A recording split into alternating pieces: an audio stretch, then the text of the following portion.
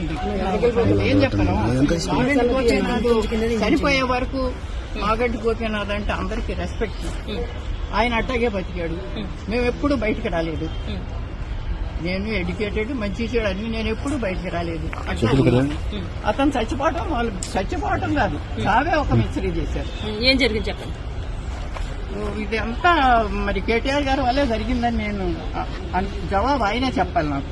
ఎందుకంటే ఒక హాస్పిటల్లో ఉన్నాడు, చచ్చిపోయాడని కొంతమంది అంటున్నారు. చూడండి కూడా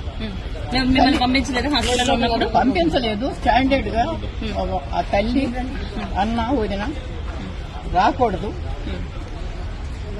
లోపలికి, ఎక్కడికి రాకూడదు, ఐయూసీ ప్రెమిసెస్ రాకూడదు. వస్తే ఏమవుద్ది తల్లి వస్తే తర్వాత అక్కడ ఉన్న వాళ్ళకి కూడా ఏమి ట్రీట్మెంట్ జరుగుతుందో వాళ్ళకి చెప్పొద్దు. అసలు జబ్బు చేసిందే నాకు తెలియకుండా హాస్పిటల్కి తీసుకెళ్లిందే నాకు తెలియదు.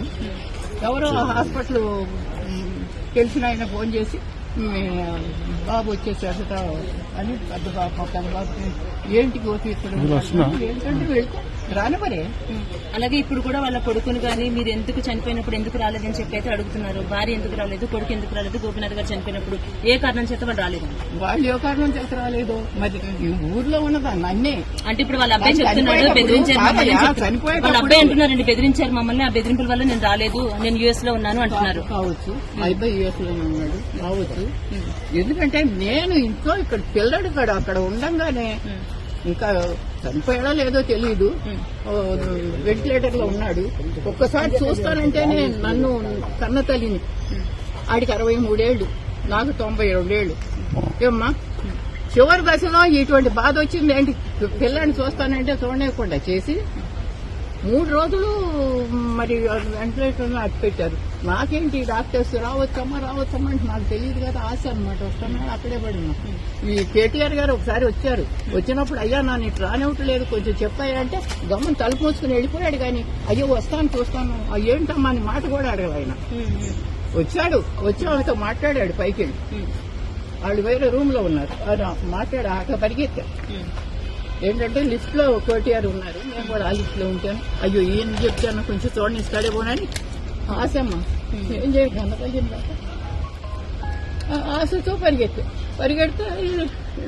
ఆగమ్మ లోపలికి వెళ్ళి వస్తాను. లోపలికి వెళ్ళి ఇంకో